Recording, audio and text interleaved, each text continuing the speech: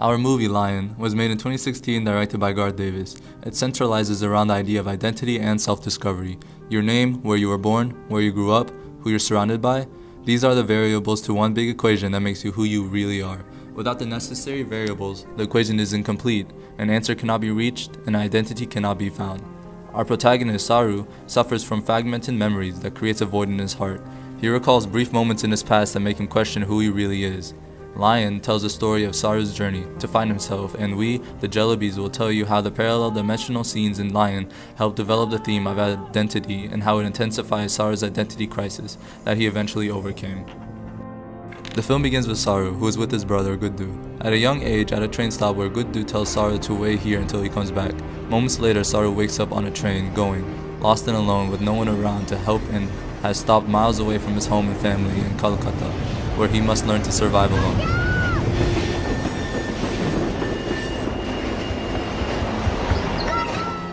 Saru continues to wander the streets of Kolkata. He finds a large spoon in a pile of debris and keeps it. Saru sits across from a cafe where a man can be seen, through the window, eating soup. Saru copies his mannerisms, which amuses the man. However, this scene has a deeper meaning in that Saru is copying the man because he doesn't know his own identity, so his only option is to attempt to mimic other people's identity. Saru is then adopted by an Australian couple that would raise him for the next 20 years. Saru now lives a different life, far from what it used to be in India, though it seems like he has adopted a new identity, but moments in his new life catch him off guard and trigger that underlying question in his heart of where did I come from? This scene serves a purpose as a trigger to Saru's lost past. Here is where the theme of identity crisis began to emerge, and Saru sees the cultural contrast between his life as a child and the life he lives now. I'm not from Calcutta. I'm lost. After Saru's identity crisis begins, memories of his childhood in India come to him. Specifically, a series of landscapes triggers his memory as they parallel past events of his childhood. When Saru starts his search for his hometown, one of these first landscapes that trigger his memory is when he's with his girlfriend Lucy, sitting in a rocky area in nature. As Saru looks out onto the rocky hills, he sees an imaginary boy standing on the rocks in the distance. These paralleling scenes also show how Saru was feeling internally when he was on the search for himself. These continuous shots of flashbacks and presents create an intensity that allow the viewers to see what Saru feels inside. The intensity strengthens Saru's frustration and sadness. These feelings lead him to imagine and hallucinate about his birth, mother, and as he digs deeper and deeper into his past and searches further for his hometown, he began to isolate himself from his present life. His identity crisis causes his relationship with Lucy and parents to deteriorate because he was non-communicative. Saru! You need to face reality! What do you mean, reality?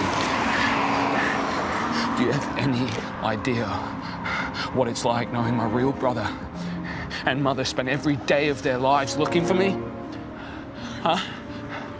How every day my real brother screams my name. Can you imagine the pain they must be in not knowing where I am? Huh? 25 years, Luce. 25! When Saru peaks in his emotional havoc, he coincidentally finds his hometown on the map. He learned that he had mispronounced his hometown's name all this time.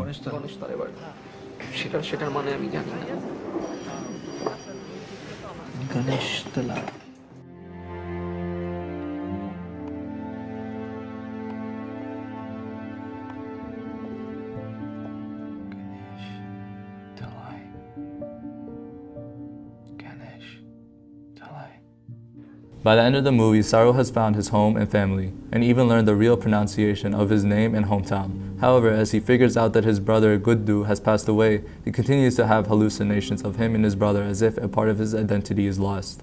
The director wanted to emphasize the importance of names and its direct correlation to identity. Not only did Saru mispronounce the name of his hometown, his name has been mispronounced as well. The theme of identity crisis is delivered through the use of many flashbacks and can be seen through the sensations Saru experiences, which depicts Saru's emotions and thoughts throughout his self versus self journey. The parallel dimensions emphasize the importance of one's identity. Suspended between his past and present, Saru has no future without a sense of self.